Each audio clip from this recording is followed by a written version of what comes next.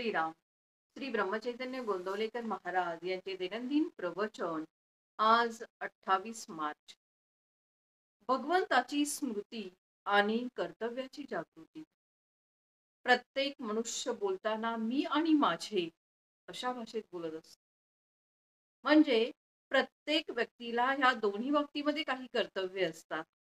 माझे या शब्दात शरीर आणि तत्संबंधी सर्व गोष्टी येतात. आयुष्यात मीचे कर्तव्य परमेश्वर प्राप्ती हे आहे आणि देहाचे कर्तव्य देहाशी संबंधित असलेल्या प्रत्येक व्यक्तीबद्दलचे असते. देहाच्या कर्तव्यात धर्म, शास्त्र आणि नीती यांना धरून संबंधित व्यक्तीशी करण्याच्या आचरणाचा समावेश होतो. म्हणजेच ज्याच्याशी जसा आपला संबंध असेल त्याप्रमाणे त्याच्या बाबतीत आपले कर्तव्य चोख पार पडणे. कर्तव्य याचा अर्थ मोबदल्याची अपेक्षा न ठेवता ज्या ज्या बाबतीत जे करणे योग्य असेल ते करणे असा आहे.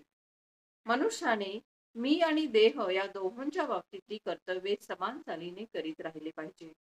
मी जे कर्तव्य करीन पण देहाने कसाही वागेन असे म्हणून नाही चालणार.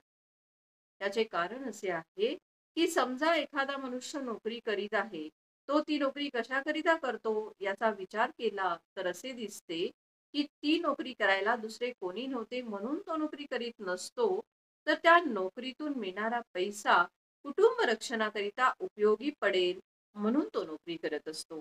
समजा त्याने नोकरी केली पण मिळणारा पैसा घरात दिला नाही तर त्या नोकरीचा काहीही उपयोग नाही.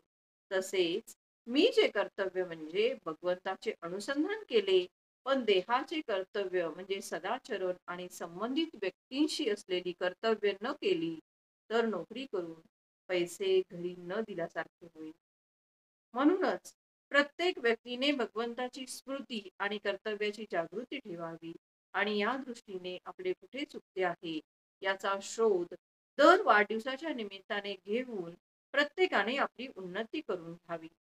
जेवताना भोवती उदबत्तीचा सुंदर वास आणि तोंडामध्ये गोड भात जसा असावा त्याप्रमाणे आपण बाहेर गोड बोलावे आणि आतमध्ये भगवंताचे गोड नाम घ्यावे. म्हणजेच आपण आत बाहेर गोडच असावे. ज्याप्रमाणे एखादा गवई पुष्कळ ताना मारतो पण शेवटी समेवर येतो, त्याचप्रमाणे भगवंताजवळ लक्ष ठेवून मग आपण काहीही केले तरी हरकत नाही. समेला विसरून मात्र उपयोग नाही.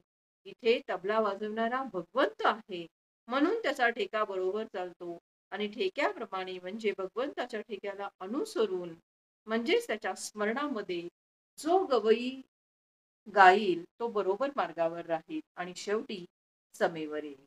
आजचे बोधवचन.